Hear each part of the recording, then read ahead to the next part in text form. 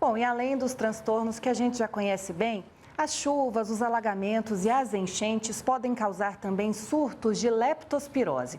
A doença é transmitida pelo contato com a urina de ratos em águas contaminadas. Condições sanitárias precárias combinadas com a presença de ratos aumentam os casos de leptospirose, doença infecciosa transmitida pelo contato ou ingestão de água contaminada pela urina dos roedores infectados com a bactéria Leptospira.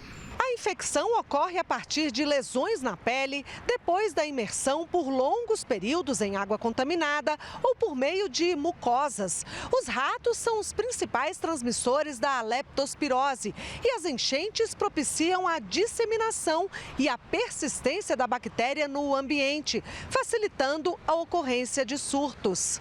No Brasil, a leptospirose é uma doença endêmica, ou seja, uma doença que está sempre presente em grupos da população. E na época das chuvas, o risco de contaminação aumenta muito, principalmente nas capitais e áreas metropolitanas, por causa das enchentes, das condições inadequadas de saneamento e a alta infestação de roedores infectados. Essa bactéria precisa de umidade para sobreviver. Então, locais que têm locais alagados, locais na época de chuva aumenta esse risco, né? Trabalhadores que trabalham em locais de limpeza de esgoto, por exemplo, que então sempre vai ter umidade nesse local e são locais que têm infestação de roedores. Então, o risco nesses locais aumenta bastante. O intervalo de tempo entre a transmissão da doença e o início dos sinais e sintomas pode variar de 1 a 30 dias e normalmente ocorre entre 7 a 14 dias após a exposição a situações de risco. Em aproximadamente 15% dos pacientes, a leptospirose ocorre de maneira grave.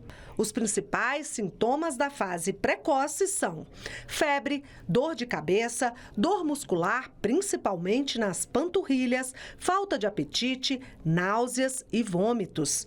O diagnóstico específico é feito a partir de exame de sangue. Para os casos leves, o atendimento é ambulatorial. Com a antibiótico terapia, esse quadro ele se encerra. Então, podem ficar algumas sequelas e que o indivíduo necessite dos serviços de saúde para condições que ficaram em decorrência da doença. Mas nos casos graves, o paciente precisa ser internado. O SUS oferece todo o suporte.